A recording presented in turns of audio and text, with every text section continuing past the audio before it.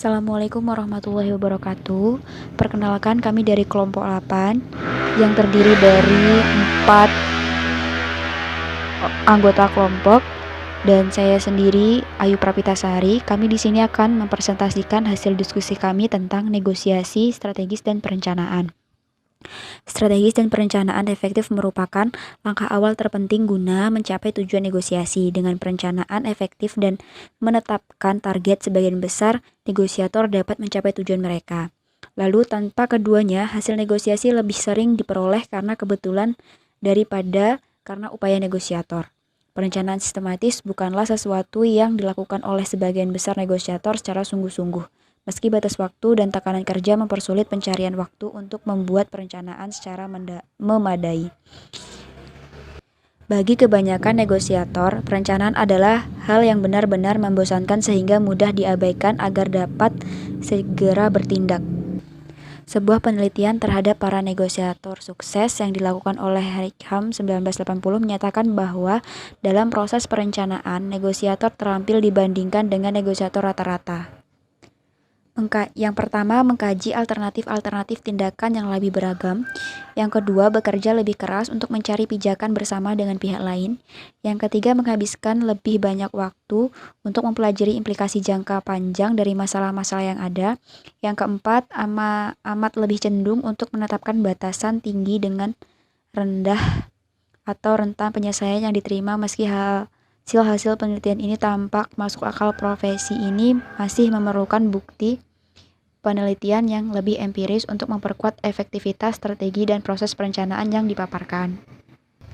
Tujuan fokus yang menjadi penggerak strategis negosiasi. Langkah pertama dalam penyusunan dan melaksanakan strategi negosiasi adalah menentukan tujuan. Negosiator harus mengantisipasi tujuan yang hendak mereka capai dalam sebuah negosiasi dan berfokus untuk mencapai tujuan tersebut. Negosiator harus memperhitungkan tujuan substantif, misalnya uang atau hasil spesifik. Tujuan dan fisik, misalnya menang, mengalah pihak lawan, atau memperoleh penyesalan dan biaya berapapun. Dan tujuan prosedural, misalnya menentukan agenda atau sekadar unjuk suara. Perencanaan efektif memerlukan pendekatan yang menyeluruh dan skema terhadap tujuan ini. Negosiator harus menentukan sasaran dan tujuan mereka dengan jelas. Ada 4 aspek pengaruh tujuan terhadap negosiasi yang penting untuk dipahami. Yang pertama itu harapan tidak sama dengan tujuan. Terutama dalam negosiasi, harapan dapat saja berhubungan dengan kepentingan atau kebutuhan yang memotivasi tujuan.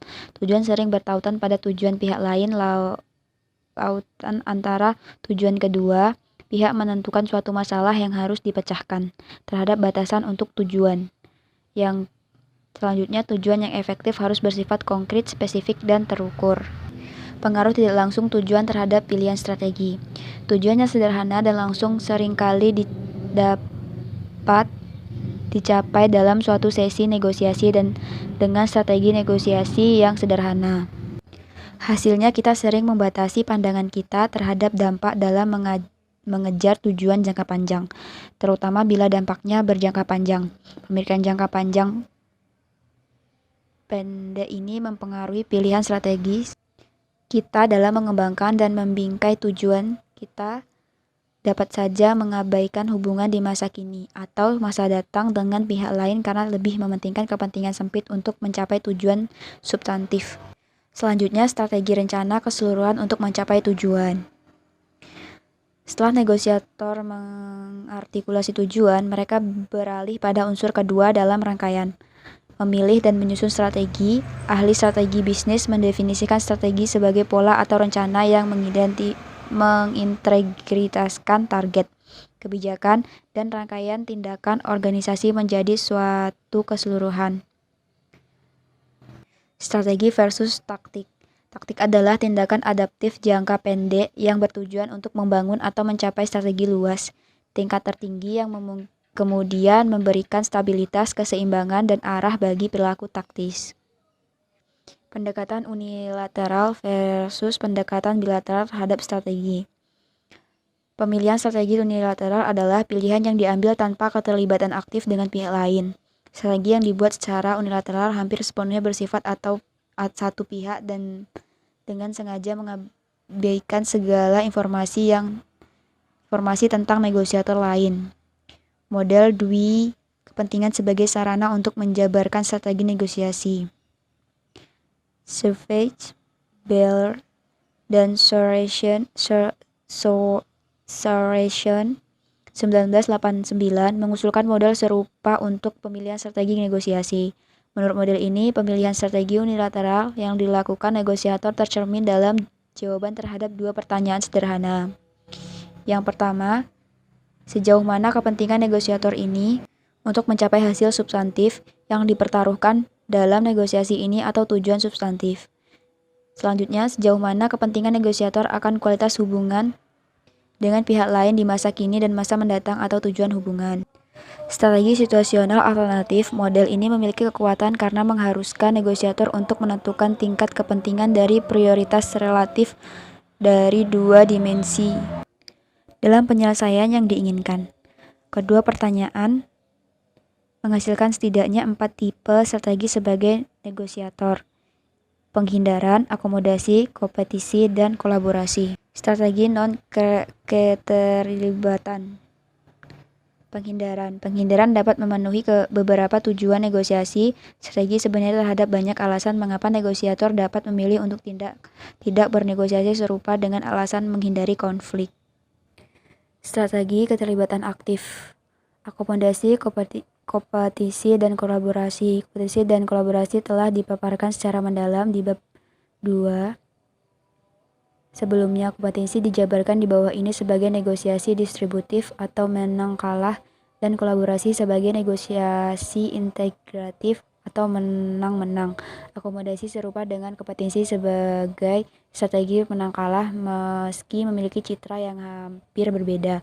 Akomodasi melibatkan ketimpangan hasil namun dari arah yang berbeda. Akomodasi dapat sesuai jika negosiator memperhitungkan bahwa hasil relation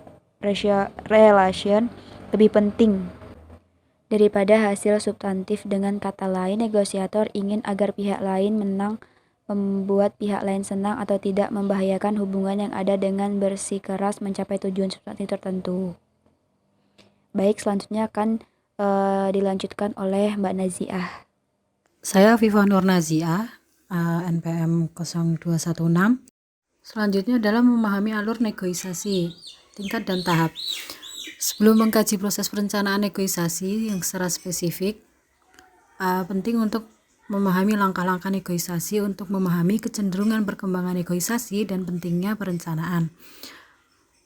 Holmes tahun 1992 menyatakan bahwa model-model tahap memberikan penjelasan naratif terhadap proses negosiasi, yang artinya model-model tersebut mengidentifikasi urutan peristiwa yang membangun cerita negosiasi. Umumnya, tahap penelitian menjawab 3 macam pertanyaan menurut Holmes dan Poole, yaitu ada bagaimana interaksi antar pihak berubah seiring waktu, bagaimana proses interaksi terkait dengan input dan hasil seiring waktu, bagaimana taktik yang digunakan oleh pihak-pihak mempengaruhi perkembangan negosiasi.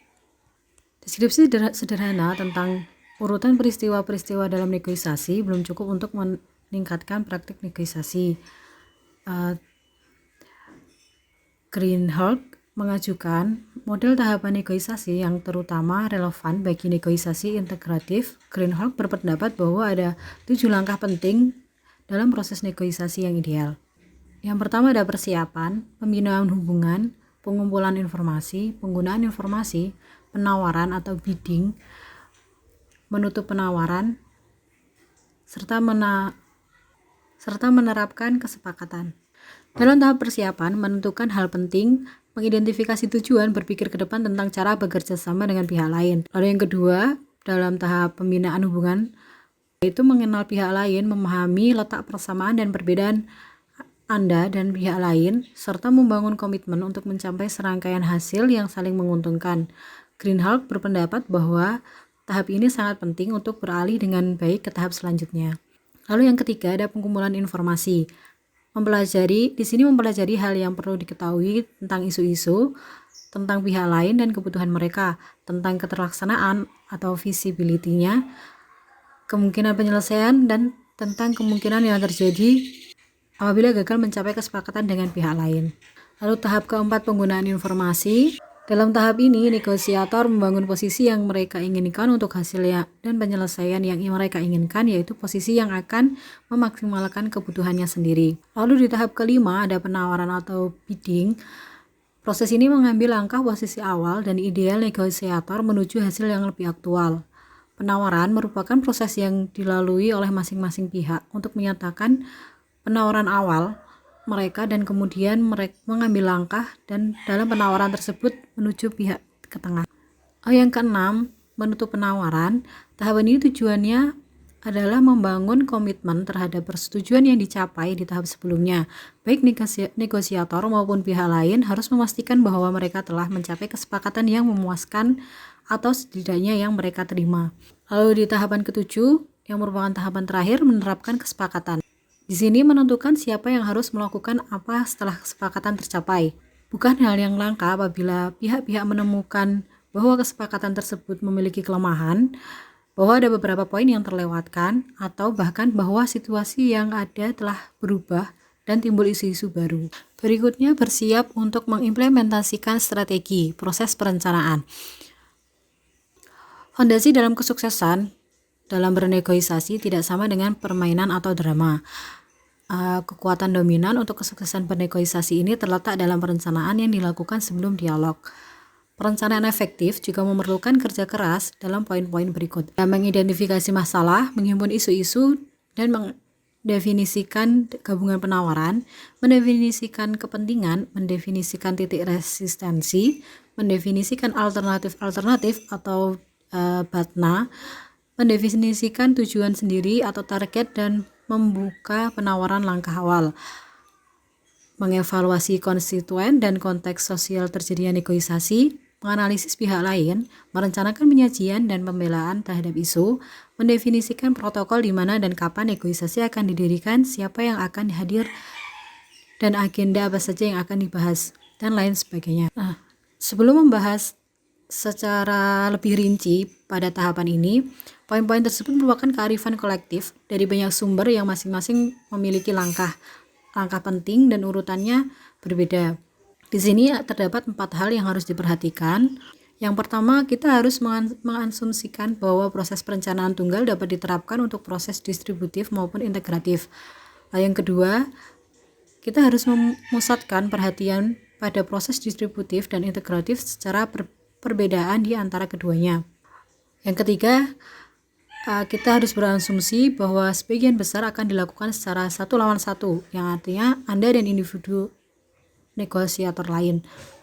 Akan tetapi tidak jarang pula bila negosiasi melibatkan dua sisi dan beberapa pihak di masing-masing sisi, atau agen-agen yang mewakili negosiator, atau banyak pihak yang diwakili di meja perundingan.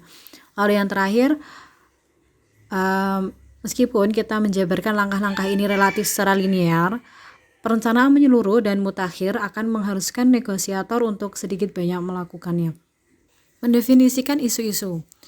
Langkah ini umumnya diawali dengan analisis terhadap hal yang akan dibahas dalam negosiasi. Sebagian negosiasi mungkin hanya membahas satu isu, misalnya harga suatu barang seperti harga meja koktail yang dibeli di sesi cuci gudang atau harga mobil bekas. Negosiasi lain dapat lebih rumit. Oleh karena itu, pembelian sebuah perusahaan oleh perusahaan lain dapat melibatkan sekian banyak pertanyaan seperti harga, perpindahan persediaan, eksekutif dan pegawai yang akan dipertahankan, dipindahkan atau diberhentikan, lalu lokasi kantor, pusat baru, dan lain-lain. Baik, saya akan melanjutkan presentasinya dari Mbak Najiah. Saya sendiri Muhammad Indro, MPM 1901010127. Poin kedua, menyusun isu dan mengidentifikasi gabungan penawaran. Kombinasi daftar dari masing-masing pihak dalam negosiasi menentukan gabungan penawaran. Membawa daftar panjang isu ke dalam negosiasi sering membuat negosiasi lebih dan cenderung berhasil apabila semua isu tersebut nyata. Gabungan penawaran besar meningkatkan kemungkinan penyelesaian berhasil. Selain itu juga dapat memperpanjang negosiasi sehingga perundingan menjadi rumit. Setelah menyusun isu, negosiator membuat skala prioritas. Skala prioritas itu ada 2 poin. Poin pertama, menentukan isu yang paling penting dan yang kurang penting. Poin yang kedua, menentukan apabila isu-isu paling terkait atau terpisah. Selanjutnya, poin ketiga, mengidentifikasi kepentingan. Kepentingan adalah mengapa kita menginginkannya. Kepentingan lebih penting bagi negosiator integratif daripada negosiator distributif. Namun, negosiator distributif juga dipermudah apabila kedua pihak mendefinisikan kepentingan umum mereka. Kepentingan umum dapat bersifat pertama, substantif, yaitu terkait langsung dengan isu utama yang dinegosiasikan. Yang kedua, berbasis proses, yaitu terkait dengan perilaku negosiator dalam bernegosiasi. Poin ketiga, berbasis hubungan, yaitu terkait hubungan antara kedua pihak di masa kini atau yang dikehendaki di masa depan. Selanjutnya, mengetahui batasan. Nah, titik batasan adalah momen ketika kita memutuskan untuk menghentikan negosiasi dan bukan melanjutkan karena segala penyelesaian di luar titik ini pun tidak dapat diterima. Yang kelima, mengetahui alternatif. Alternatif adalah argumen lain yang dapat dicapai oleh negosiator dan dapat memenuhi kebutuhannya. Yang keenam, menetapkan target dan menjauhkan harga. Titik target untuk mencapai penyelesaian dan mengajukan harga yaitu penawaran terbaik yang diharapkan dapat tercapai. Ada beberapa prinsip yang perlu diingat dalam menetapkan titik target. Poin pertama, target harus bersifat spesifik, sulit namun dapat dicapai dan dapat diverifikasi. Poin kedua, menetapkan target mengharuskan untuk berpikir positif tentang tujuan kita sendiri. Poin ketiga, menetapkan target saling mengharuskan kita untuk mempertimbangkan cara mengemas sejumlah isu dan tujuan. Poin keempat, menetapkan target memerlukan pemahaman akan dilema dan pemberian. Selanjutnya, mengevaluasi konstituen dan konteks sosial negosiasi. Cara mengevaluasi semua pihak utama dalam negosiasi dengan melakukan analisis lapangan. Dengan cara siapa saja atau siapa yang seharusnya yang menjadi tim kita di lapangan, siapa yang menjadi bagian dari tim lain di lapangan, siapa yang berada di luar garis lapangan dapat mempengaruhi jalannya pertandingan, siapa yang mengawasi, terakhir apa yang berlangsung di lingkungan lebih luas dari tempat berlangsungnya negosiasi. Poin ke-8, menganalisis pihak lain. Untuk menganalisis pihak lain kita perlu informasi yang diperlukan tentang pihak lain antara lain 1. Sumber daya, isu-isu dan gabungan penawaran mereka. 2. Kepentingan dan membutuhkan mereka. Titik henti alternatif mereka. 4. Target dan penawaran awal mereka. 5. Konstituen struktur sosial kewenangan mereka untuk membuat kesepakatan. 6. Reputasi dan gaya negosiasi mereka. Yang terakhir, kemungkinan, strategi dan taktik mereka. Assalamualaikum warahmatullahi wabarakatuh. Saya Muhammad Ridwan Andiansah, NPM 17010191 akan melanjutkan penjelasan dari Mas Endro, yaitu sumber daya, isu-isu dan gabungan penawaran pihak lain. Semakin banyak informasi yang kita kumpulkan tentang pihak lain dalam penelitian kita, maka penelitian kita semakin baik. Data mana yang paling relevan bergantung pada isu-isu dan kemungkinan unsur dalam gabungan penawaran. Kepentingan dan kebutuhan pihak lain. Selain mempelajari isu-isu dan sumber daya utama pihak lain, kita juga memerlukan informasi tentang kepentingan dan kebutuhan yang mereka hadapi. Informasi ini dapat diperoleh melalui beragam sumber. Yang pertama, dengan melakukan wawancara awal, termasuk diskusi meluas tentang apa yang hendak dicapai oleh pihak lain dalam negosiasi yang akan datang. Yang kedua, mengantisipasi kepentingan pihak lain. Yang ketiga, bertanya kepada orang lain apakah pernah bernegosiasi dengan pihak lain.